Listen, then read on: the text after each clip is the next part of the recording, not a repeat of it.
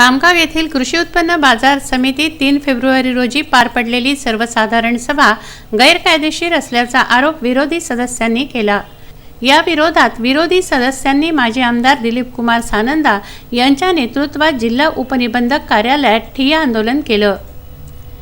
या आंदोलनाची दखल घेऊन सोमवारी पार पडलेल्या या सभेच्या कामकाजाची चौकशी करण्यात येणार आहे। त्यामुळे कृषी उत्पन्न बाजार समितीत एकच खळबळ उडाली आहे।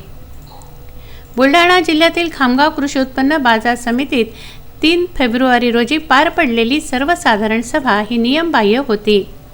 या सभेतील विषय सूचीवर महाराष्ट्र शेतीच्या उत्पन्नाची खरेदी विक्री नियमन व विकसन 1967 चे नियम 108(2) नुसार सह्यांचे अधिकार प्रदान करण्याबाबत हा विषय होता।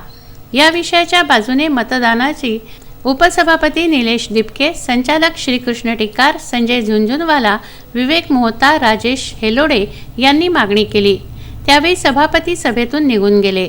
सभापतींची ही वागणूक सभेच्या नियमांचा भंग करणारी असून कर्तव्यात कसूर करणारी व संचालकांच्या हक्कावर गदा आणणारी आहे।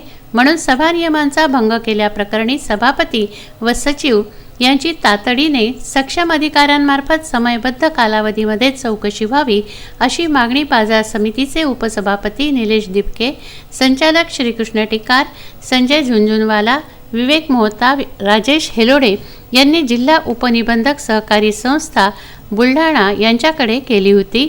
तशी तक्रार त्यांनी केली होती। त्यानंतर मंगळवारी जिल्हा उपनिबंधक कार्यालयात ठिय्या आंदोलन करण्यात आलं। या आंदोलनात उपसभापती निलेश दिपके, राजेश हेलोडे, श्रीकृष्ण टिक्कार या संचालकांसह काँग्रेसचे संचालक उपस्थित होते। माजी आमदार दिलीप कुमार सानंदा यांच्या उपस्थितीत हे ठिय्या आंदोलन करण्यात आलं। दिलेले आहे व जोपर्यंत ही चौकशी होत नाही तोपर्यंत जो काही ठराव झालेला असेल नसेल 3 तारखेला पहिला विषय जो झाला त्याच्यावर कोणत्याही प्रकारची कारवाई करू नये अशा प्रकारचे निर्देश सचिवांना लेखी स्वरूपात त्यांनी दिलेले आहेत। 10 तारखेला ते येतील। त्या ठिकाणी जर आमचं समाधान झालं नाही तर कृषी उत्पन्न बाजार समिती ही शेतकऱ्यांच्या हिताची संस्था आहे। त्या माध्यमातून त्यांना न्याय मिळवून देण्यासाठी निश्चित रूपानं पुढचा पवित्रा आक्रमक पवित्रा असा घेतला जाईल। आज घेरावच्या माध्यमातून चर्चा त्यांच्याशी करण्यात आली। त्या माध्यमातून त्यांनी चर्चा केली व आम्ही ज्याप्रमाणे मागणी त्यांना केली होती तो की जोपर्यंत चौकशी होत नाही तोपर्यंत त्या जो काही बेकायदेशीर ठराव घेतलेला आहे त्याच्यावर त्यांनी स्थगिती द्यावी, त्याप्रमाणे त्यांनी स्थगिती दिली।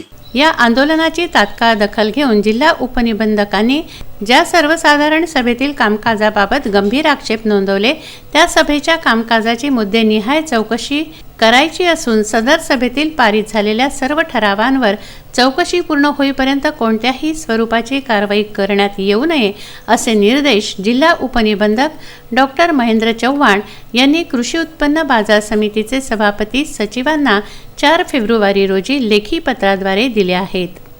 अखेर कृषी उत्पन्न बाजार समितीच्या गैरकायदेशीर सभेची चौकशी होणार आहे। ज्येष्ठ प्रतिनिधी मोहम्मद फारूक, विदर्भ न्यूज, खामगाव।